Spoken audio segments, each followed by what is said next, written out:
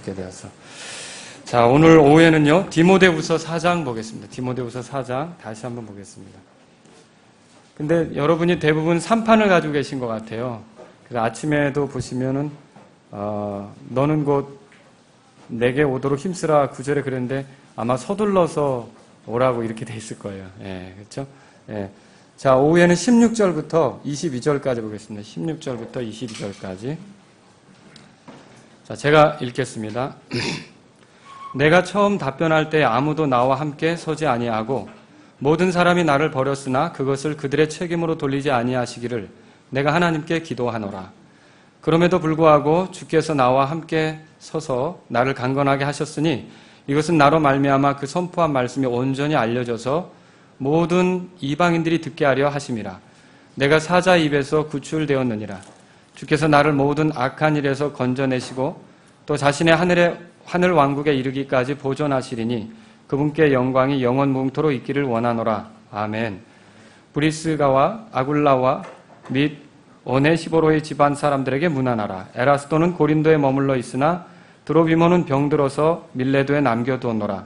너는 겨울이 되기 전에 오도록 힘쓰라. 유블로와 부덴과 리노와 글라우디아와 모든 형제들이 내게 인사하느니라. 주 예수 그리스도께서 내 영과 함께 하시기를 원하노라. 은혜가 너희와 함께 있기를 원하노라. 아멘. 여러분이 또 가지고 계신 거, 제가 지금 5판을 읽었는데요. 은혜가 너희와 함께 있을지어다 이렇게 돼 있을 겁니다. 그렇죠? 그래서 오늘 뭐 좋습니다. 은혜가 너희와 함께 있을지어다 이렇게 하시든지 제가 가지고 있는 것대로 은혜가 너희와 함께 있기를 원하노라.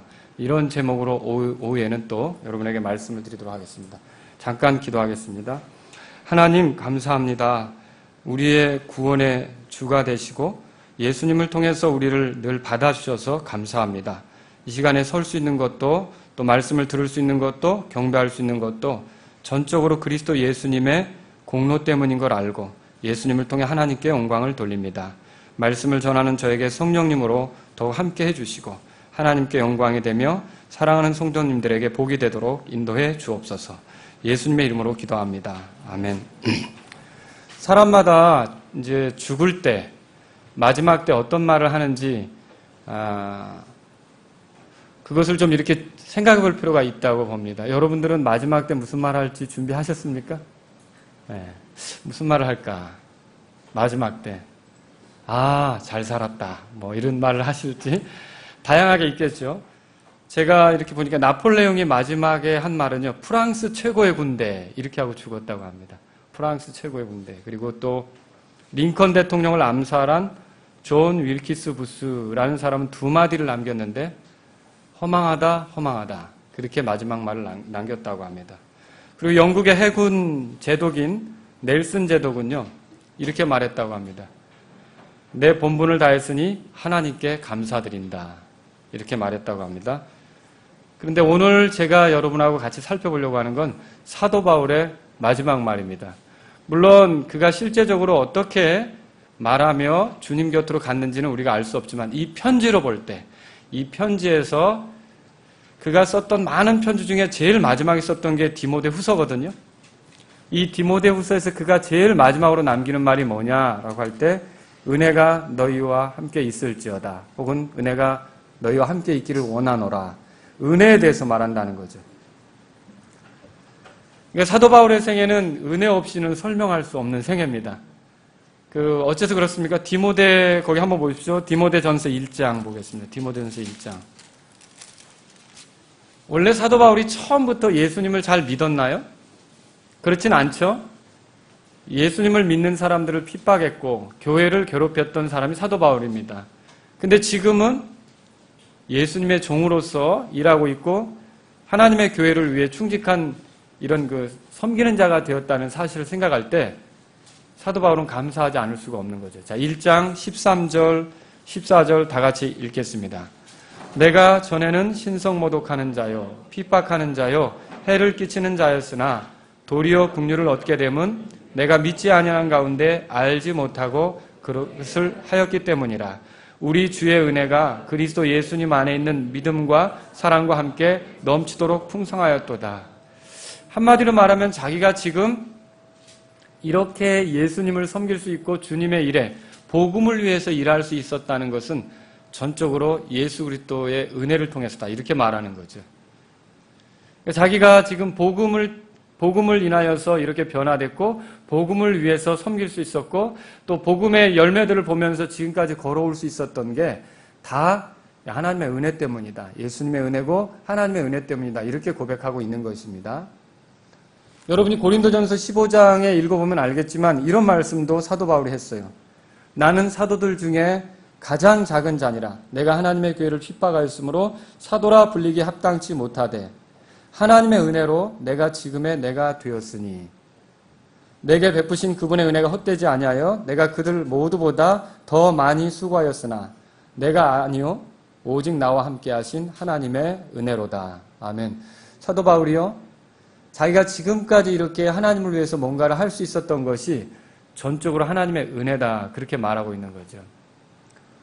사실 은혜라는 것은요 사람을 변화시킵니다. 여러분이 이 옛날과는 다른 그런 삶을 지금 살고 있다고 고백할 수 있으십니까? 하나님의 놀라운 은혜가 있었다면 그런 고백 가능하다는 거죠. 그리고요, 은혜는 내게서 나오는 게 아니라 베풀어지는 거죠. 그래서 전적으로 하나님께로부터 와서 내가 그 은혜로 인하여 어떤 삶이 가능하도록 되는 게 이게 바로 이제 사실 은혜의 모습이다라고 할 수 있습니다. 그래서 저는 오늘 말씀을 전하기 전에 은혜가 뭔지부터 여러분에게 말씀을 드리고 싶어요. 그 은혜라는 단어는 이제 본래 우리가 이제 어떤 의미가 있느냐? 기쁘게 만드는 것을 말합니다. 기쁘게 만드는 것. 원래 그 단어가 그런 의미가 있어요.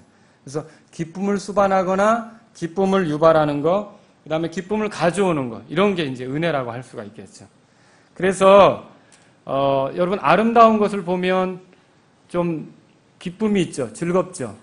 예쁜 거, 아름다운 걸 보면 또 보고 싶고 기쁨이 있잖아요. 그래서 이 은혜라는 말하고 또 매력이라고 하는 말하고 아주 밀접한 관계가 있어요.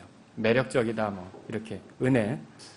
그런데요, 여러분과 제가 이 세상을 살아가면서 기뻐졌었을 때가 있을 것입니다. 그러면서 어떻게 나에게 이런 일이 있지? 어떻게 나에게 이런 일이 일어날 수 있지? 그런 적 있으세요? 그러면 그때가 바로 은혜를 누리는 때라는 거죠. 내가 전혀 생각지 못했는데 어떻게 나에게 이런 일이 일어날 수 있지? 라고 기쁨이 막 복받쳐 오르고 이렇게 하죠. 그리고 또 은혜는요, 그러면서 감사가 생기게 해요. 그럼 다시 정리해 볼게요. 은혜는요, 은혜는 뭐냐면, 은혜가 이렇게 주어질 때는 기쁨이 있게 만들고요.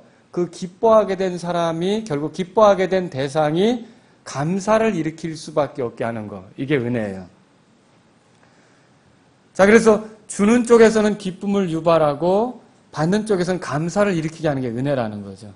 이런 걸 생각하고 여러분이 은혜라는 말을 대보시면 성경을 읽을 때 많이 도움이 될 겁니다.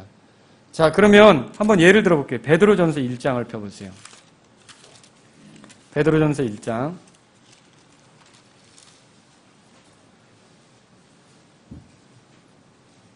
우리가 구원받을 때 은혜로 구원받는 거 맞죠?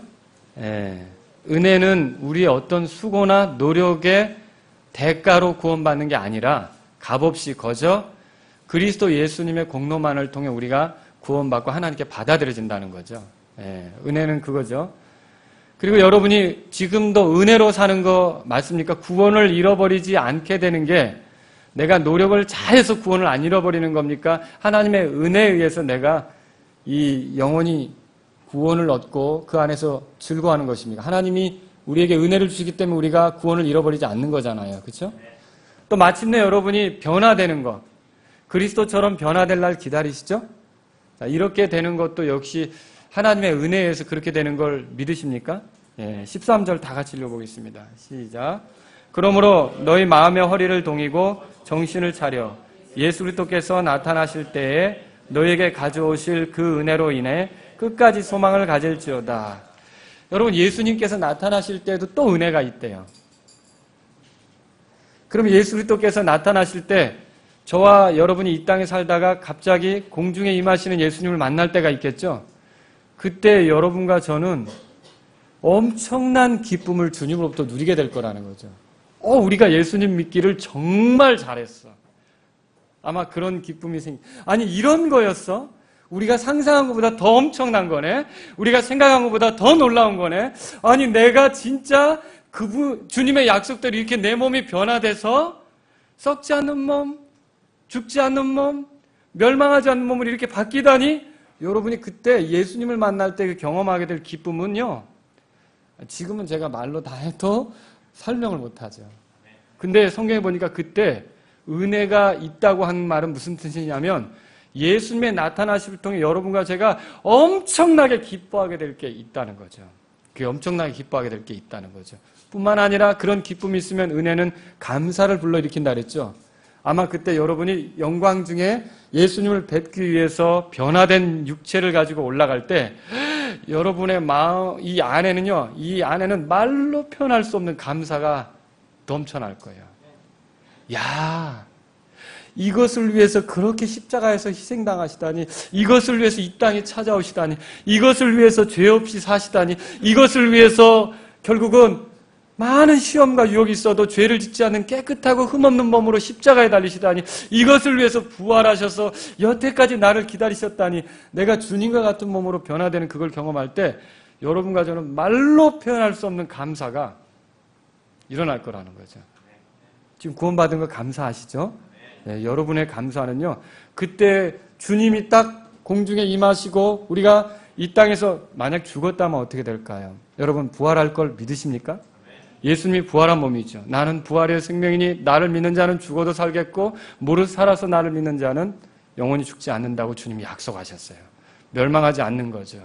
자, 우리가 죽은 사람도 성도라면, 예수님을 자기 구주로 믿었다면, 예수님을 특히 그리스도로 믿었다면, 구원자로 믿었다면 그가 변화돼서 주님을 만나게 될 거란 말이죠. 그때 말로 표현할 수 없는 감사가 있을 거라는 거죠.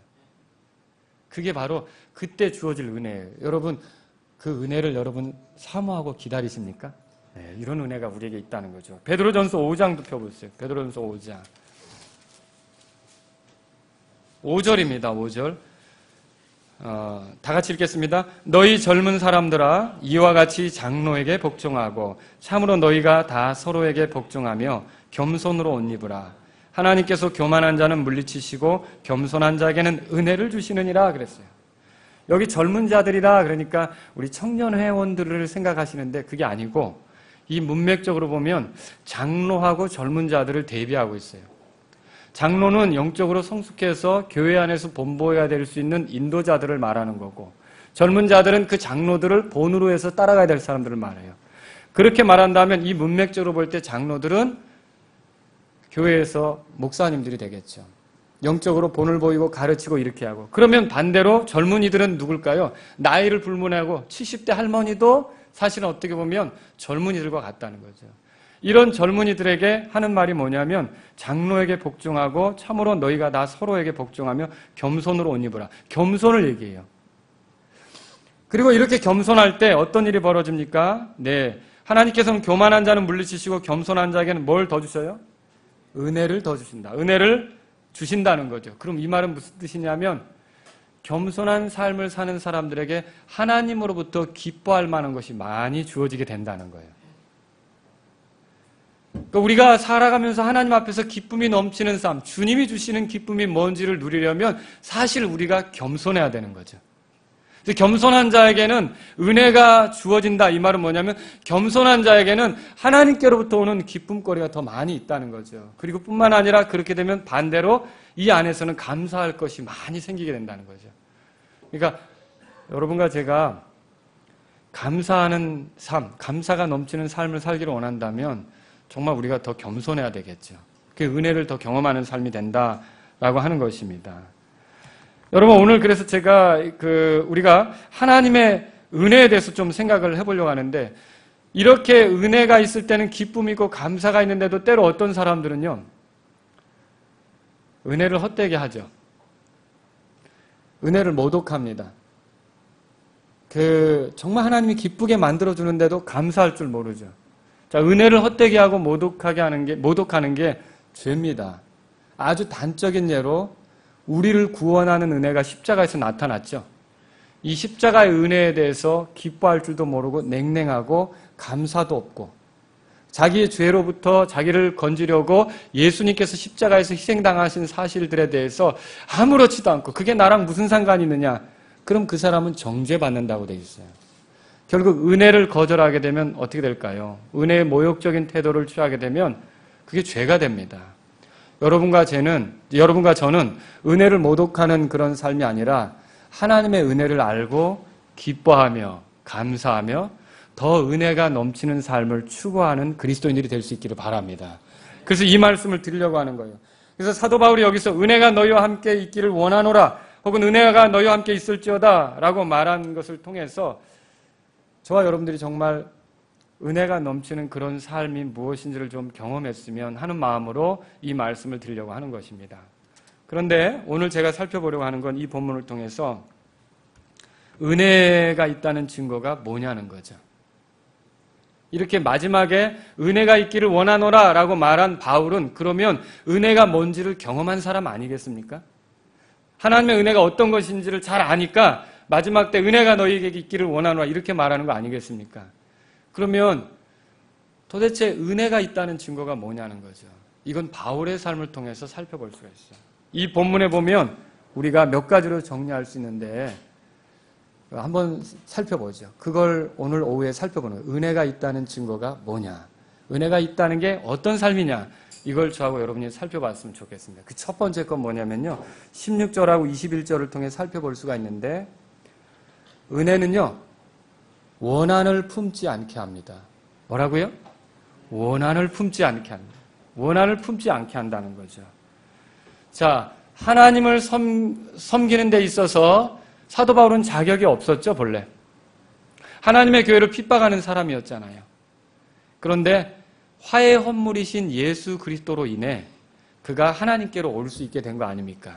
그리고 참되게 그리스도를 통해서 하나님을 섬길 수 있는 사람이 된 거 아닙니까? 여러분, 사도 바울이 예수 그리스도를 통해 하나님께 오기 전에 하나님 섬기는 사람이었나요? 나름 하나님 섬기는 사람이었죠. 그죠? 이거 잘 알으셔야 돼요.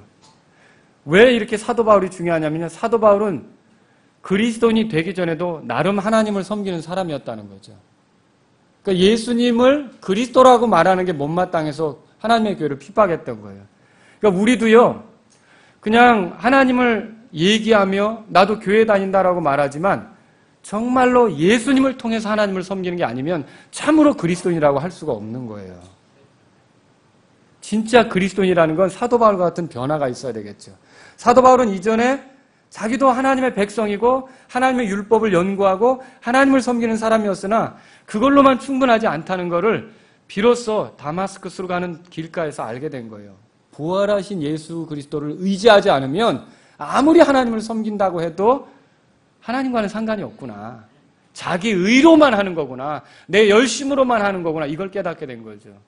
근데 하나님께서 그렇게 핍박자였던 이 사도 바울에게 그 같은 진리를 알려준 게 얼마나 놀라운 은혜입니까? 하나님과 화해가 되어서 이제는 하나님의 도구로 쓰임받게 된 게 얼마나 놀라운 은혜입니까? 이걸 사도 바울이 알게 되었을 때는요. 여러분 다마스커스로 가는 길에서 처음에 사울아 사울아 내가 어찌하여 나를 핍박하느냐? 주여 누구십니까? 나는 네가 핍박하는 예수다 그러잖아요. 나사렛 예수. 그렇죠? 근데 원래 사도 바울이 핍박하던 건 예수님이 아니라 교회였죠. 근데 예수님께서 교회와 자기 자신을 굉장히 밀접하게 말씀하시면서 교회를 핍박하는 게 나를 핍박하는 것처럼 얘기하신다는 거죠. 그때 사도 바울이 했던 말이 뭡니까? 주여 내가 무엇을 하기 원하시나이까? 이렇게 얘기해요. 그러면서 그 이후로 사도 바울의 삶이 새롭게 시작되는 거예요. 여러분 구원받은 사람들의 특징은 다 주님을 위해 살고 싶어 합니다. 사나 죽으나 주님을 위해 살고 싶어 하는 거죠. 집을 나갔던 탕자가 돌아올 때도 아버지의 품꾼 중에 하나로 써지기를 원해서 오잖아요. 이렇게 다 주님을 위해 살기를 원하죠. 근데 사도 바울은요, 이렇게 주님을 위해 살기를 원하는데 그게 얼마나 그의 마음에 그게 그 큰 부담이었고 그렇게 살기를 원했던지 다른 사람에 대해서 말하자면 원한을 품거나 서운한 걸 가지고 살거나 그럴 그 여력이 없었던 거예요. 자, 오늘 제가 굉장히 중요한 거 말씀드립니다. 여러분과 제가 주님을 위해 살고자 한다면 다른 사람에게 섭섭해하거나 서운해하거나 뭐 이렇게 그 마음의 그 안타까움을 가지고 굉장히 그 사람으로는 힘들어하거나 할 여유와 여력을 가질 수가 없다는 거죠. 주님을 위해서 살려고 한다면. 그러니까 하나님의 은혜를 안다면. 자, 그 예를 들어보겠습니다. 예수님 그랬죠? 자신을 십자가에 못 박은 사람들에게 예수님 원한을 품으셨나요? 안 품으셨죠. 자신을 십자가에 못 박은 그 사람들을 놓고 아버지여 저들을 용서하여 주옵소서. 저들은 자기가 하는 일들을 알지 못하나이다. 예수님 그들을 위해 기도하셨죠. 예수님을 배반한 사람도 있습니다. 또 예수님을 배반한 사람도 있고 또 3번이나 부인한 사람도 있고 그리고 예수님이 고난받을 때 어떻게 다 도망갔죠. 예, 다 이렇게 뿔뿔이 흩어졌죠. 그런데 예수님은 그들을 위하여 그들에 대해서 원한을 품거나 서운해하지 않았어요. 예를 들어서 갈릴리 해변에서 베드로를 딱 만나가지고 깊은데 그물을 던져라 해서 153마리의 물고기를 낚았잖아요. 그리고 예수님이 불을 지펴놓고 참 그게 모습이 예수님을 3번 베드로가 부인할 때도 그 불을 지펴놓은 상태, 그때 앉아있는 상태인데 그렇게 예수님께서 해놓고 먹을 걸 준비해놓고 기다리시지 않습니까? 베드로가 올 때 예수님이 뭐라 그러죠? 막 야단칩니까? 다그칩니까? 너 그 정도였어? 뭐 이렇게 합니까? 그런 거 없죠? 예, 그런 거 없어요. 예수님은요, 거기에 어떤 원한이나 섭섭한 거나 그런 것이 없어요. 우리가 잘 생각해야 될 게 있어요. 우리도 역시 주님을 위해 살고자 하는 마음으로 일심이 되면, 그걸로 우리 마음이 뜨거워지면 다른 지체나 다른 형제들로 인하여 서운해하거나 섭섭할 여력이 없다는 거죠. 하나님의 은혜는 우리를 일하게 만드는데 그 하나님의 은혜로 우리가 뜨거워지면요, 다른 지체에 대해서 서운해하거나 섭섭해할 그런 여유가 없게 된다는 것이죠. 그 은혜는요, 원한을 품지 않게 만든다는 걸 여러분 믿으시기 바랍니다. 은혜가 있으십니까? 근데요, 지금 내가 보면은 뭔가 이렇게 마음에 섭섭한 거나 불편한 게 생기기 시작한다. 그럼 지금 은혜 안에 있는 것이 아니고 좀 엉뚱한 그 은혜를 모독하는 삶으로 나아가고 있는 그런 것이 된다라고 하는 것이죠. 자, 여기 16절에 보세요. 내가 처음 답변할 때 아무도 나와 함께 서지 아니하고 모든 사람이 나를 버렸으나 그랬어요. 자, 이 처음 답변할 때라고 하는 것은 어느 때냐면 사도 바울이 로마로 끌려가서 정식 재판을 받기 전에 취조를 받을 때였죠. 그때 사실 변호사를 세울 수도 있는 그런 시점입니다.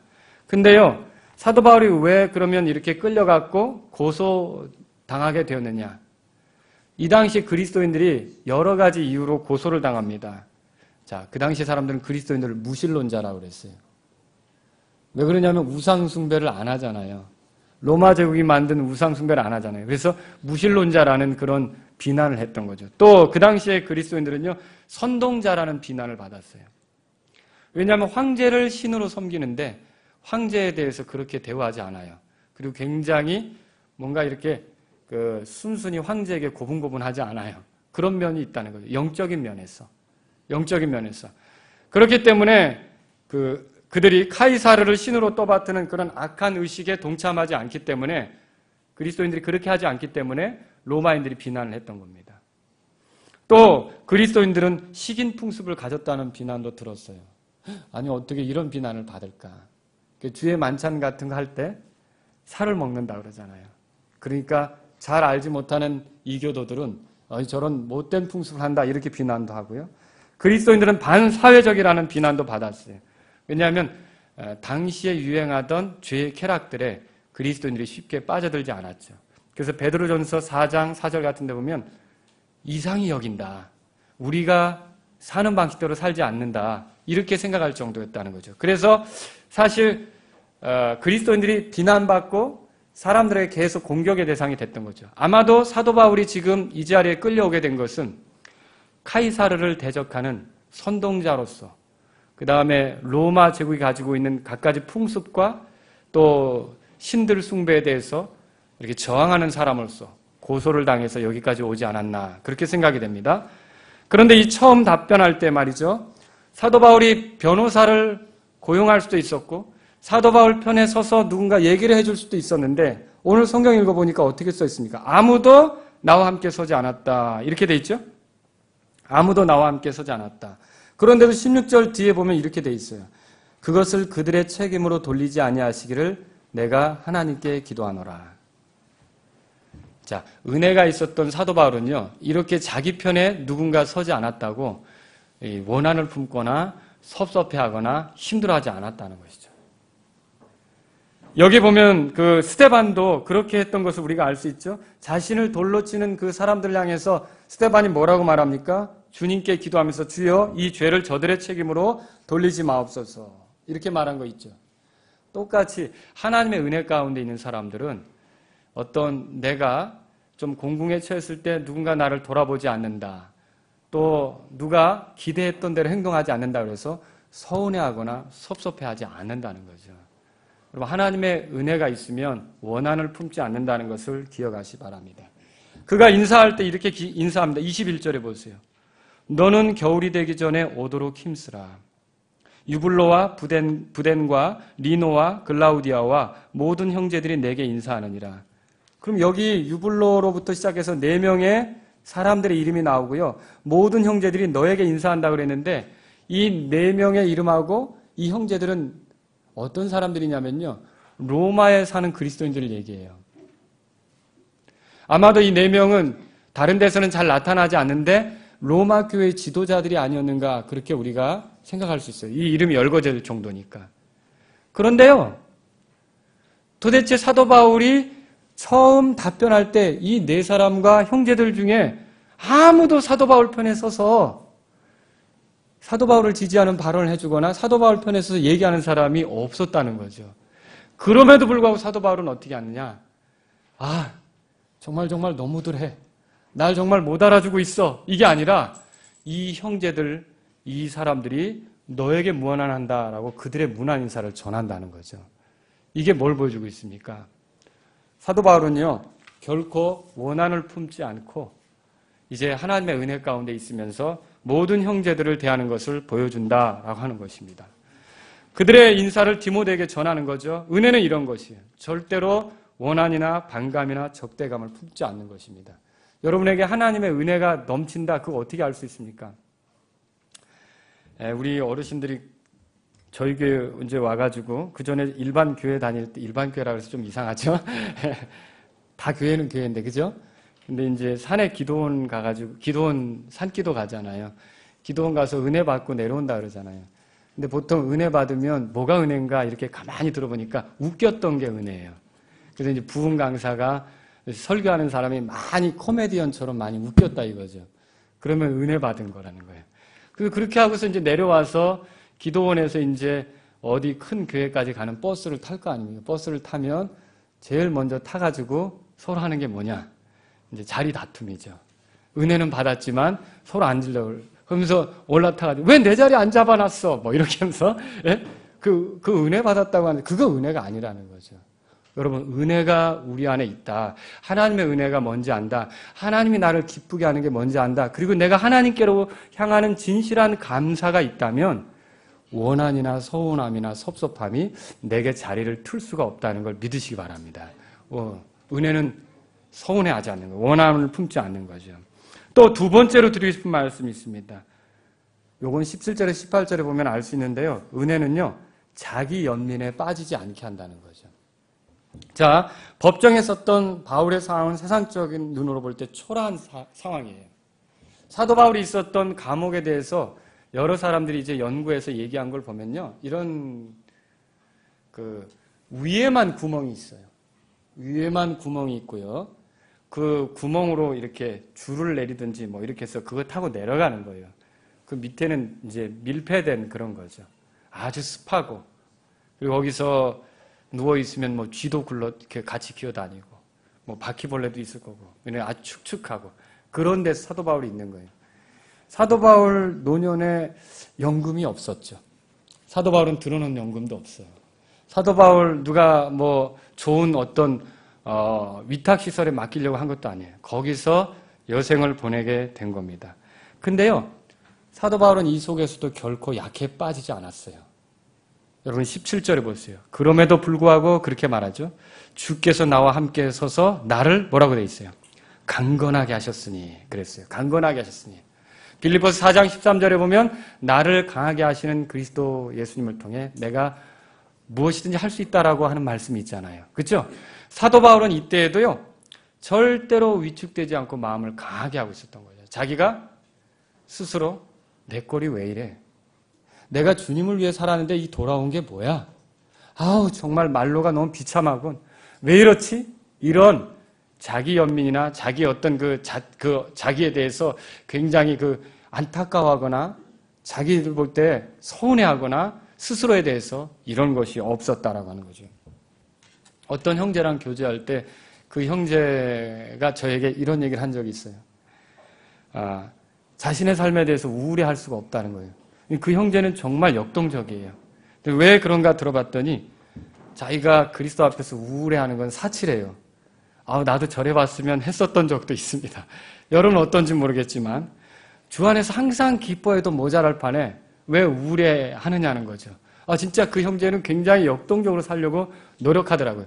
물론 아무도 보지 않는 데서는 혼자 힘들어할지도 모르겠어요.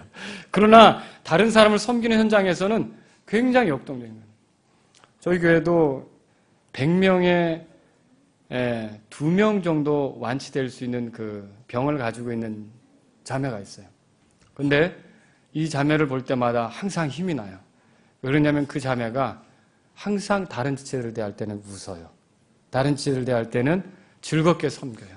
뭘 하는데 최근에 병원에서 의사가 더 이상 그 일을 하면 안 된다고 얘기를 했어요. 교회 안에서 무슨 봉사를 하는데 그래서 남편 형제가 저에게 상담을 했길래 그럼 그 일을 줄여줄까 하고 이제 한번 불렀죠. 불러서 이제 저희 집사람하고 이렇게 앉아서 얘기를 하는데 그 자매가 그러는 거예요. 내가 이렇게 이거를 못하게 될 수도 있는데 지금 주님이 조금이라도 하시게 할 때 하고 싶다고 하는 거예요. 그래서 제가 마음이 막 거기서 막 무너져 내리더라고요. 정말 귀하구나. 그러면서 항상 섬길 때는 어떻게 하느냐? 나는 너무 아파. 나는 힘들어. 이런 게 없다는 거죠. 그냥 항상 할 때도 웃고 조금 피곤해 보일 때도 있어요. 그러면 제가 지나가면서 오늘 좀 피곤해 보여요. 일찍 들어가셔야 되겠어요. 그러면 괜찮아요. 조금만 더 하고 들어갈게요. 이렇게 하죠. 항상 자기 연민에 빠지거나 이러지 않는다는 거죠. 근데 어떤 경우는 또 이렇게 가만히 귀담아 들어보세요. 할머니 성도님들 이렇게 모여서 얘기하는 거 들어보면 누가 더 아픈지 내기야 시합하는 것 같아요. 나는 신경통이야. 나는 어디가 아파. 내가 더 힘들어. 내가 그런 얘기 할 때도 워낙 힘드시니까 그럴 수도 있다고 봐요. 근데 만약 하나님의 은혜를 알게 되면 내가 당신보다 더 아프다가 아니고 내가 하나님께 더 감사해야 되겠다. 이런 입장에서 나가지 않겠습니까? 여러분 그리스도인은 절대로 자기 연민에 빠지지 않습니다. 참되게 산다면 오히려 이런 순간에도 사도 바울은 어떻게 하느냐? 내 어려운 형편에서 내가 왜 이래? 내가 왜 이 정도야가 아니라 무언가 하나를 드러내려고 되게 마음을 쓰고 있어요. 그게 뭐냐면 그 다음 보세요. 17절. 이것은 나로 말미암아 그 선포한 말씀이 온전히 알려져서 사실 이 선포한 말씀의 핵심은 예수님입니다. 예수님이 온전히 알려져서 모든 이방인들이 듣게 하려 하심이라. 복음이기도 하고요. 내가 사자 입에서 구출되었느니라. 주께서는 사도 바울을 정말로 사람들을 뜯어먹는 사자에게서 구원했을 수도 있고 사악한 마귀의 입에서도 구조해 주실 수 있다고 보는데 우리가 어쨌든 사도 바울이 여기서 관심을 갖는 건 뭐냐면 복음을 전하는 데 관심이 있다는 거죠. 자기는 형편이 어려운데 복음을 전하는 데 관심이 있어요. 병원에서 최근에 이제 저희 교회 어깨 수술도 하고 무릎 수술도 하고 그렇게 해서 강남의 모 병원에서 입원해 계신 분이 있어요. 근데 병원에 들어가서 이렇게 있을 때 참 옆에서는 막 안타까워하고 힘들어하죠. 그런데 병원에서 또 들어가면 하시는 일이 있어요. 옆에 환자에게 예수님을 전하는 거예요. 여러분, 똑같이 아픈데 침상에 이렇게 누워있는데 이 사람은 마냥 죽을 맛이에요. 네 사는 게 뭐야? 아우 고통스러워. 괴로워. 힘들어. 근데 이쪽의 사람은 그게 아니에요. 그 사람도 보니까 심각한 상태거든요. 근데 그 사람의 관심은 어떻게 하면 예수님을 전할까? 그 기회를 엿보는 거예요. 어떻게 하면 그리고 주님을 의지하는 모습으로 담담히 하나님의 은혜를 기억하며 감사를 표현하고 있고 기쁨을 누리고 있고 그러면 옆에서 인상 쓰던 그 사람이 결국 언젠가는 아니 그 안 아파? 왜 안 아프겠어요? 아픈데. 그죠? 근데 묻지 않겠어요? 도대체 당신이 그렇게 항상 웃을 수밖에 없는 이유가 뭐냐? 자기도 힘든데 우리 챙겨주고 막 이렇게 하는 이유가 뭐냐? 예. 그때 우리가 무엇을 말할 수 있겠습니까? 우리의 소망이신 예수님에 대해서 말할 수 있지 않겠습니까? 이게 정말 필요하다는 거죠. 그래서 정말로 하나님의 은혜를 아는 사람은요, 자기 연민에 빠지지 않는다라고 하는 거죠. 사도 바울은 뭘 했냐면요, 그리스도에 대해서 말할 게로 알았어요. 이게 놀랍습니다. 사도 바울은 로마 시민권을 가지고 있었고, 어떤 처벌을 받기보다는 로마 그 황제 앞에 서야 됐고, 근데 이런 것을 사도 바울은요, 그리스도를 드러낼 기회로 생각했던 거예요. 여러분, 그래서요, 예수 그리스도께서 이 땅에 오셨고, 또 고난당하셨고, 죽으셨고, 묻히셨고, 부활하셨고, 하늘에 올라가셨고, 이런 일을 통해 인간이 죄에서 어떻게 해결받는지를 얘기했던 거죠. 여러분, 예수님을 그리스도라고 하죠. 그리스도가 뭐예요?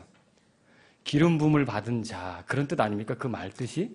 기름 부음을 받았다고 돼 있어요. 그러면 여러분 잘 들으세요. 자, 기름 부음을 받았다라고 한다면요, 구약에서는요, 제사장을 세울 때 아무나 세우지 않죠? 기름 부음을 해서 결국 제사장을 세우잖아요. 그리고 특히 대제사장 같은 경우는요, 여러분 지성소에 아무나 들어갈 수 있어요? 없죠? 일반 사람들이 지성소에 들어간다. 상상할 수 있습니까? 상상할 수 없죠. 대제사장이 백성의 죄 문제를 대신 짊어지고 지성소에 들어가는 거 아닙니까? 그렇죠? 그 기름 부음 받는 자가 그런 의미가 있어요. 왕은요, 아무나 왕이 됩니까? 두 왕, 세 왕 이렇게 있을 수 있어요? 하나님께서 세우신 왕이 결국 통치하는 것이죠. 대원자는요, 만약 하나님께서 세우시지도 않았는데 하나님이 세운 것처럼 말하는 대원자가 있다면요, 거짓 대원자죠. 그런 돌로 치라고 그랬잖아요. 자, 여러분, 이 말을 생각할 때 우리가 그리스도가 뭔지를 알 수 있어요. 아무나 왕이 될 수 있어요? 기름 부어야 되죠. 사무엘이 그래서 사울에게 기름 부어 사울 왕, 이스라엘 1대 왕이 되잖아요. 사울이 아니라고 보니까 하나님께서 다시 사무엘에게 누구에게 찾아가게 하십니까? 다윗에게 찾아가게 하시죠? 다윗에게 기름 붓잖아요. 그래서 다윗이 두 번째 왕이 되죠. 자, 이렇게 왕이 되든 제사장이 되든 대원자가 되든 아무나 하는 게 아니라고요. 자, 예수님을 그리스도라고 해요. 인간을 구원하는 문제가 누구나 할 수 있는 문제입니까? 인간을 죄에서 건지는 문제가 누구나 할 수 있느냐는 거죠. 인간을 하나님께로 이끌 수 있는 문제가 누구나 할 수 있느냐는 거죠. 예수님을 그리스도라고 믿는 것은요, 오직 예수님만이 그 일을 할 수 있다고 믿는 거예요. 예수님이 아니면 그 누구가 그걸 하겠다고 뛰어들어도 하나님께 더 불경스럽게 될 뿐이라는 거죠. 그래서 예수님을 그리스도라고 믿는다, 예수님을 기름 부음 받은 자라고 믿는다라는 건 내 죄를 해결하기 위해서 오직 예수님만이 그 일을 하실 수 있다고 믿는 게 예수님을 그리스도로 믿는 거예요. 여러분, 예수님을 그냥 좋게 봐주는 거로 구원받는 게 아닙니다. 예수님을 좋은 분이라고 생각해 주는 걸로 구원받는 게 아닙니다. 예수님을 착한 선생님이라고 인정해 주는 걸로 구원받는 게 아닙니다. 예수님을 그리스도로 믿지 않으면 구원받을 수 없습니다. 베드로가 뭐라고 고백해요? 예수님을 향해서 주는 그리스도시요 살아계신 하나님의 아들이십니다.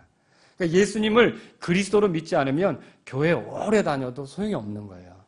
여러분, 예수님을 그리스도로 믿으십니까? 그리스도로 믿는다면 예수님 아니면 내 구원 문제를 해결해 줄 분이 없다. 하늘 아래서 구원 얻을 만한 다른 이름을 우리에게 허락하신 적이 없다 그랬잖아요. 예수님 아니면 내 죄에서 내가 깨끗하게 될 수 없다. 예수님이 아니면 내가 하나님 앞에 떳떳이 설 수 없다. 그러니까 그리스도는요, 잘 생각해 보세요. 예수님이 그리스도인데 예수님이 이 공로를 나누시겠느냐는 거죠. 하늘에 계셔서 만약에 예수님이 70%만 이루고 30%는 인간의 노력으로 구원을 이룬다. 그러면 안 내려오시죠? 안 내려오신다는 거예요. 온전히 영광이 예수님께 가야지 영광이 나뉘어지면 안 되잖아요. 그죠? 그러니까 예수님이 이 땅에 오신 건요, 인간 안에는 어떤 구원 방법도 없기 때문에 예수님께서 그 구원을 이루시려고 찾아오신 거예요. 인간이 노력해서 구원을 얻을 수 있다 그러면요, 예수님 안 내려오시죠. 그래서 사람이 여기저기 구원자가 있다, 진짜로 있다, 하나님이 정하신 구원자가 있다, 그럼 예수님이 뭐하러 오시겠어요? 그 구원자들 찾아서 한번 와봐 그러죠. 근데 예수님께서 오신 이유가 어디 있습니까? 이 땅에 구원자로서 노릇을 할 수 있는 사람이 있어요, 없어요? 아무도 없는 거죠. 그러므로 여러분이 예수님을 그리스도로 믿어야만 구원된다는 걸 믿으시기 바랍니다. 근데요, 이 바울이 하려고 하는 게 뭡니까? 자기는 그렇게 힘든데도 이 복음을 전하려고 하는 거예요. 예수님을 전하려고 하는 거죠. 예수님이 그리스도라는 걸 드러내려고 하는 거죠. 황제도 그리스도 앞에 심판받을 거라는 거죠. 로마의 모든 통치자들이여 죄를 회개하지 않으면 당신들도 심판 대상자다. 당신들을 구원하라고 이 땅에 오신 예수 그리스도를 구주로 믿어라 라고 그 법정에서 선언하려고 하는 거죠. 사도 바울의 관심은 거기에 있었던 거예요. 여러분, 우리가 이거 잘 생각하셔야 돼요. 은혜가 있다면요, 내가 왜 이 꼴로 살지? 내 모습이 이러지? 나 열심히 교회 다니는데 왜 이 모습이야? 이렇게 하지 않는다는 거죠. 여러분과 저에게 은혜가 있다면 어떻게 하면 예수님을 전할까? 어떻게 하면 예수님을 드러낼까? 어떻게 하면 더 예수님을 사람들에게 알릴까? 이런 마음으로 살게 된다는 것을 믿으시기 바랍니다. 그런 거예요. 자, 죽음을 앞둔 바울의 모습은요, 일반적인 눈으로는 폐잔병처럼 보일 수가 있어요. 근데요, 바울은 지금 주님께 자기 자신을 살려달라고 구하는 게 아니에요. 자, 여기 보세요. 6절에 보세요. 4장 6절. 이제 내가 내 자신을 헌물로 드릴 준비가 되었으니 나의 떠날 때가 가까이 이르렀도다. 죽을 날이 다가왔다는 걸 알고 있죠? 그 다음에 8절에는요, 이후로는, 여러분, 우리가 일반적으로 죽으면 끝 아니냐 이렇게 하는데 사도 바울은 그렇게 보지 않습니다. 이 성경의 표현이 기가 막혀요. 이후로는, 만약 이후에 아무것도 없다면 이런 표현 안 쓰겠죠. 근데 이후로는요, 나를 위하여 의의 관이 예비되어 있다. 곧 의로우신 심판자께서 그날에 그것을 내게 주실 것이다. 죽음 이후로도 뭔가가 있다는 것을 사도 바울이 말하고 있다는 거죠. 여러분, 사도 바울은요, 지금 죽음 가운데서 살려달라는 그런 것으로 몸부림치는 게 아니에요. 18절에 보시면 주께서 나를 모든 악한 일에서 건져내시고 라고 그랬죠. 이때 건져내고라는 게 나를 이 죽음의 그 어떤 그 공포나 이런 것에서 건져내고 그게 아니라 이 세상의 모든 사악함으로부터 죽음을 통해 나를 다, 여러분, 죽음은 우리가 짐을 벗는 것과 같아요. 그죠? 인생의 짐을 벗어버린 것 같아요. 사악한 것. 여러분, 우리가 이 땅에 사는 동안 얼마나 죄와 싸웁니까? 근데 죄와 싸움이 끝나는 때가 언제예요? 그것도 역시 죽을 때죠. 모든 것으로부터 풀리는 거예요. 자유롭게 되는 거죠. 그걸 지금 사도 바울은 기다리고 있어요. 주님 만날 날을 기다리고 있다는 거죠. 그래서 주께서 나를 모든 악한 일에서 건져내시고 또 그렇게 돼 있는데 뭐라고 돼 있냐면 자신의 하늘의 왕국에 이르기까지 보존하시리니, 예수님께서 이 땅에 오셔서 지상에 그분이 직접 통치하는 왕국을 세울 걸 믿으십니까? 예, 그때까지 나를 보존하신다는 거죠. 내 몸은 흙이 되어도 결국 주님이 나를 보존하사 부활을 통해 되찾으실 것이고, 내 혼은 주님과 함께 있어서 그날을 기다리게 될 것이고, 바울은 주님께서 나를 보호하실 거라는 것을 확고하게 믿고 있었다라고 하는 거죠. 그 순간에 바울이 했던 건 뭡니까? 18절 끝에 그분께 영광이 영원 무궁토록 있기를 원하노라. 다른 게 아니라요, 주님의 영광만 생각했던 거예요. 영광이란 단어는요, 믿다, 생각하다에서 유래된 그런 동사에서 유래된 단어인데, 한마디로 말하면 영광이 뭐냐? 진가가 드러난 거예요. 그거다운 가치가 온전히 드러난 거죠. 그래서 사도 바울이 여기서 관심을 갖는 건 뭐냐면요, 자기가 선포했던 말씀, 자기가 드러내었던 예수님이 그게 헛되지 않고 명백하게 그 진가가 드러나서 그분께 영광이 되기를 원하고 있다는 거죠. 여러분, 지금 사도 바울은 그게 관심이에요.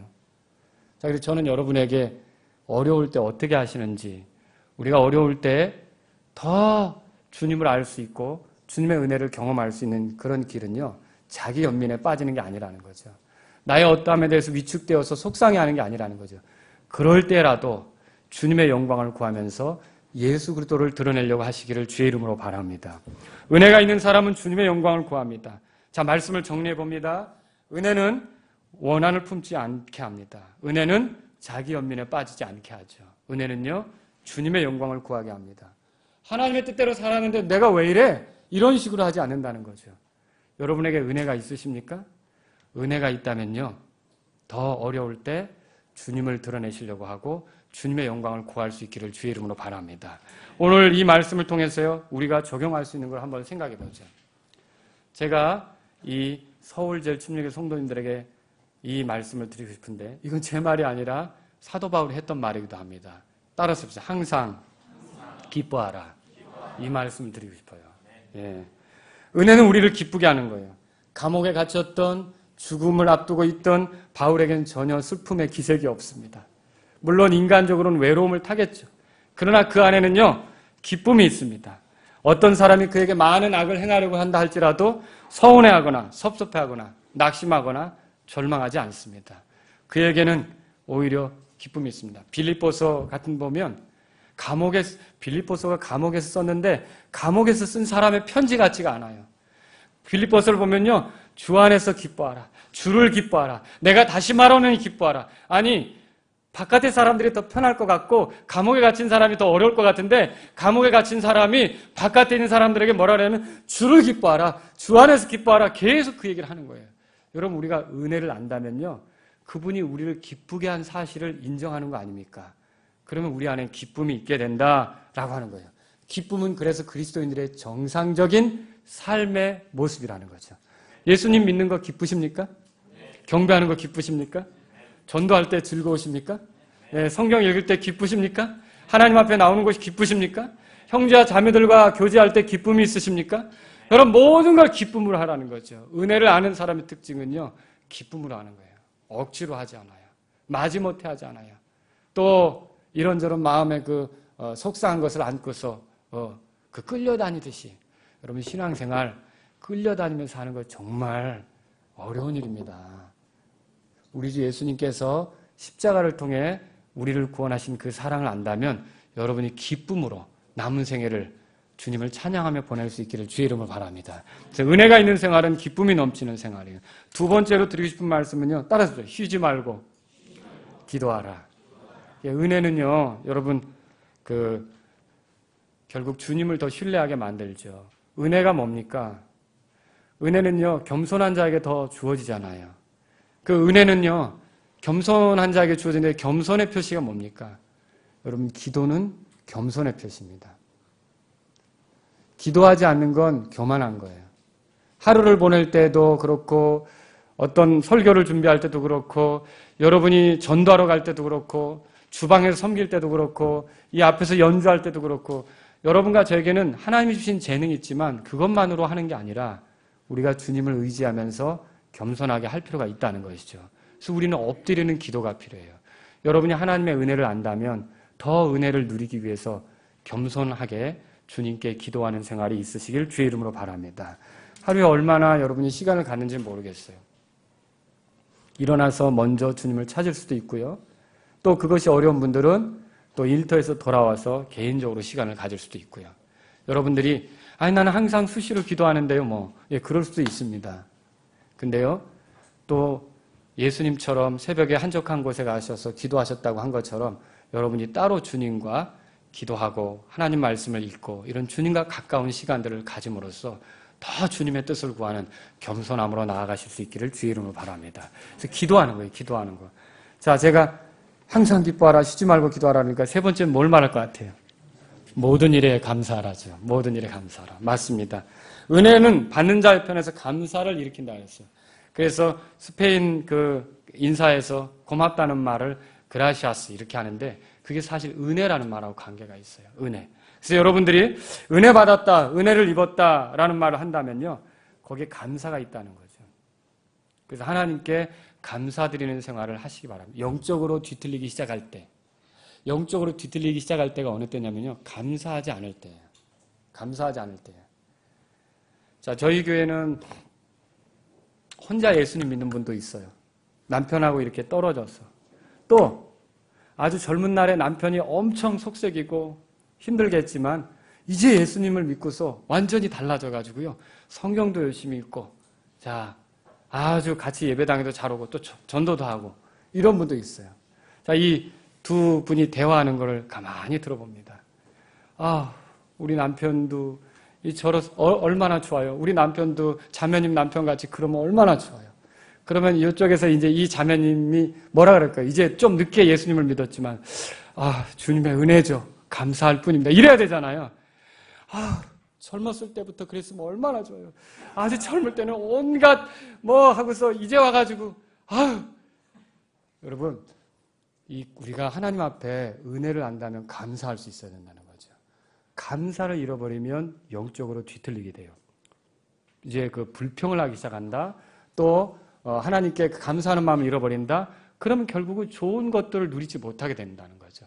그래서 저는 여러분들에게 먼저 이제 하나님의 은혜를 여러분이 더 누리기를 원한다면 감사하는 그런 삶으로 들어가실 수 있기를 주의 이름으로 바랍니다. 사람들로 인해 섭섭해하지 않습니다. 서운해하지 않습니다. 속상해하지 않습니다. 원망하지 않습니다. 분내지 않습니다. 보복해 하려고 하지 않습니다. 자, 혹시 지금 이 우리 교회 안에서 제가 볼 때는 오늘 제가 설교 주제를 잘못 선택할 수도 있었을 텐데 여러분들이 다 잘 지내시는 것 같아가지고 근데 혹시 그럼에도 불구하고 내가 지체들 간에 지낼 때 서운하거나 섭섭한 걸로 인해 주님께 나아가는데 자꾸 뒷걸음질 치고 싶어지는 분들이 있으시다면 여러분 내가 부족하고 연약함에도 불구하고 끊임없이 품어주시는 하나님의 사랑과 은혜와 긍휼을 생각하시기 바랍니다. 그러면서 그 지체에 대해서 내가 비난하고 험담하고 평가할 그런 어떤 여유를 갖기보다는 더 주님의 영광을 위해서 주님을 드러내고자 하는 그런 뜻으로 최선을 다하실 수 있기를 주의 이름으로 바랍니다. 감사하지 않는 사람은 이미 많은 것을 받아놓고도 안 받은 것처럼 행동하는 것이에요. 내가 가진 것 중에 받지 아니한 것이 무엇이냐? 이제 내가 그것을 받았을진데 어찌하여 그것을 받지 아니한 것 같이 자랑하느냐? 고린도전서 4장 7절에 그렇게 말하고 있습니다. 은혜가 없는 사람은 없어요. 하나님께서는 우리에게 은혜 주시는 거 알고 계시죠? 계속 은혜를 주시고 있어요. 우리가 이 은혜를 더 풍성하게 누리는 길은 다른 데 있지 않아요. 배은망덕하지 않는 거죠. 은혜에 모독하는 삶, 은혜에 역행하는 삶, 은혜를 조롱하는 삶이 아니라 하나님의 은혜를 귀하게 여기며 주님께 감사하고 기뻐하며 더 겸손하게 나가실 수 있는 저와 여러분들이 될 수 있기를 주의 이름으로 바랍니다. 기도하겠습니다. 자, 오늘 이제 이 말씀을 들으셨는데 목사님 나오셔서 인도해 주시겠습니다.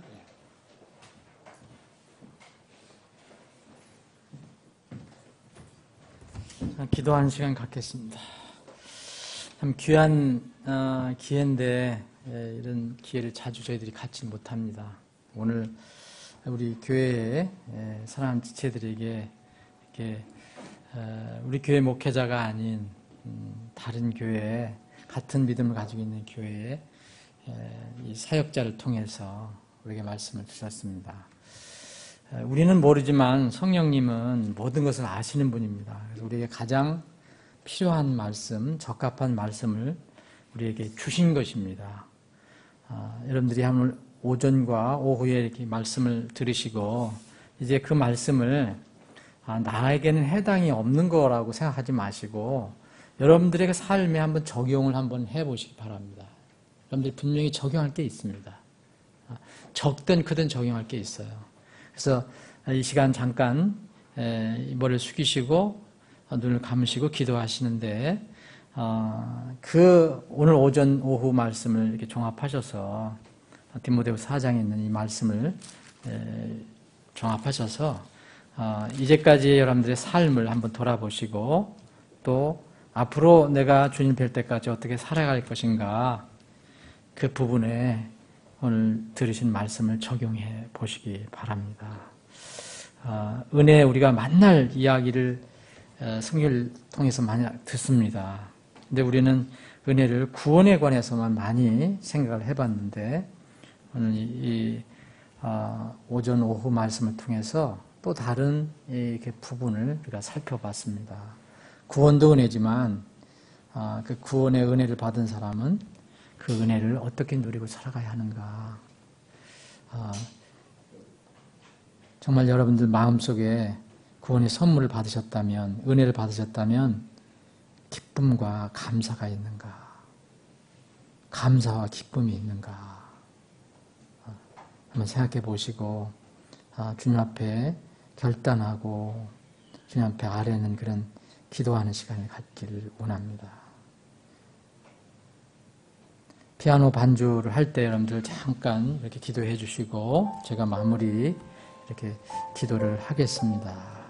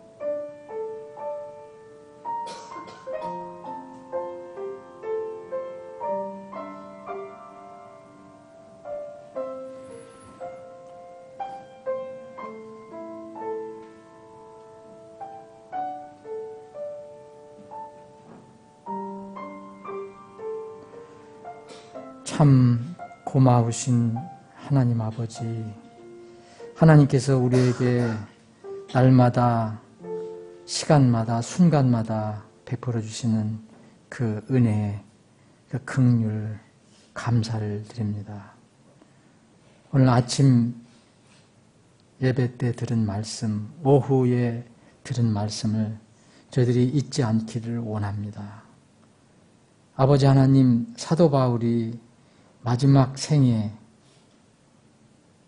지상에서의 삶을 마감하기 직전에 참으로 가장 어려운 그런 환경 속에서 성령의 감화 감동을 받아서 우리에게 써 주신 그 편지, 오늘 그 성경 말씀을 통해서 많은 것을 다시 한번 살펴보고 깨닫게 하심을 감사합니다. 우리 주위에 책들이 필요한 그런 혼들이 있습니까? 하나님 말씀이 필요한 혼들이 있습니까? 우리 주위에 참으로 영적으로 헐벗고 또 실제 삶은 육신적으로도 힘들어서 겉옷이 필요한 그런 영혼들이 있습니까? 또 홀로 너무 외롭고 힘들어서 위로가 필요하고 함께 손을 잡아주고 함께 기도할 그런 정말 동역자 내지는 도와줄 사람을 필요로 하는 그런 혼들이 없습니까? 우리가 살펴보게 하여 주시기를 간절히 원합니다. 작은 지체가 될 수 있고 또 어린 지체가 될 수 있고 또 내 남편이 될 수 있고 내 아내가 될 수도 있고 또 형제 자매가 될 수 있고 서로 교제하는 지체가 될 수도 있습니다. 사역자에게는 성도가 될 수 있고 성도에게는 사역자가 될 수도 있습니다. 우리를 감화 감동시켜 주셔서 우리 삶을 돌아보게 하여 주시길 원합니다.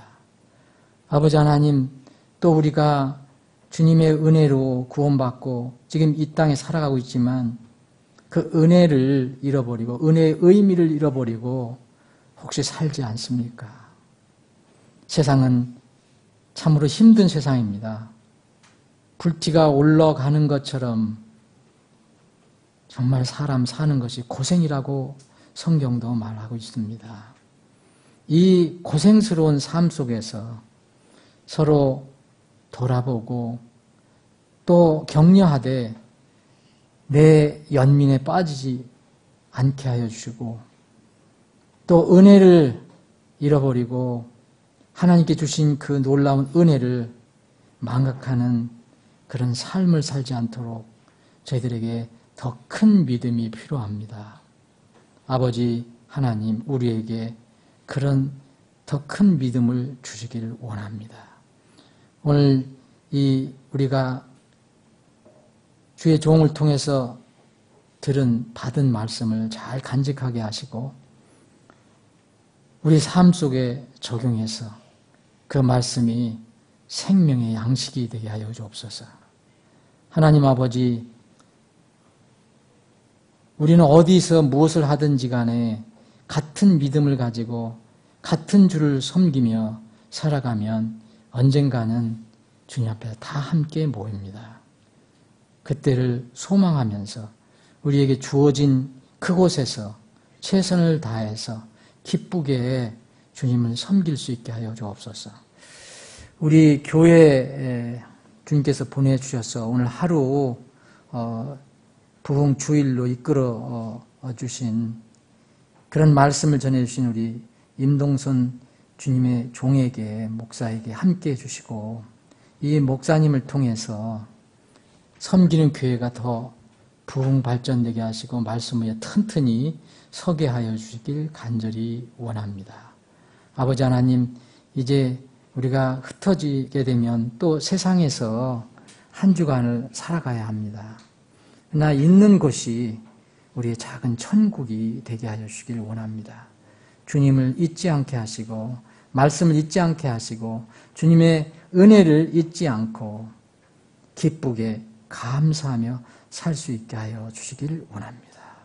아버지 하나님, 이 시간 특별히 간절히 간구하기는 우리 지체들 중에 육신의 연약함 가운데 있는 지체들이 있습니다. 주님은 치료하시는 하나님이십니다. 이스라엘의 모든 질병, 역병을 치료해 주시는 하나님. 지금도 살아계신 하나님이심을 저는 믿습니다. 주님, 기도하는 지체가 있습니다. 가정이 있습니다. 주님, 그 약한 부위, 병든 부위에 주님께서 손을 얹어주시기를 원합니다. 나쁜 균이 있다면 깨끗이 제거해 주시고 맑은 피가 흐르게 하시고 몸에 약한 그런 부분들이 하나님의 놀라운 능력으로 인하여 다 깨끗이 치료함 받고 회복받을 수 있게 하여 주옵소서. 이 땅에서 사는 우리 이유는 분명히 주님을 섬기고 주님께서 맡겨진 사명을 감당하기 위함입니다. 주님, 우리에게 건강 주시는 것은 우리의 일락을 위해서, 쾌락을 위해서 쓰려고 하는 것이 아닙니다. 주님, 우리 사랑하는 지체들, 병든 지체들, 치료를 받고 있는 지체, 치료를 기획하고 있는 지체, 주님 아십니다. 주님, 깨끗이 치료해 주시면 그 건강한 몸과 마음으로 주님의 영광을 위해서 쓰겠습니다. 치료해 주시고 완전히 회복시켜 주시옵소서.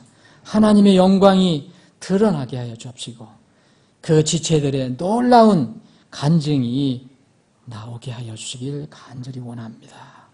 이 시간 이후에 모든 시간도 온전히 주님께 의탁하옵고 이 주일 오후 저녁도 주님께서 우리와 동행해 주시는 안식의 시간, 평안의 시간, 감사의 시간, 기쁨의 시간이 되게 하여 주시옵소서. 거룩하신 예수님의 이름으로 기도합니다. 아멘.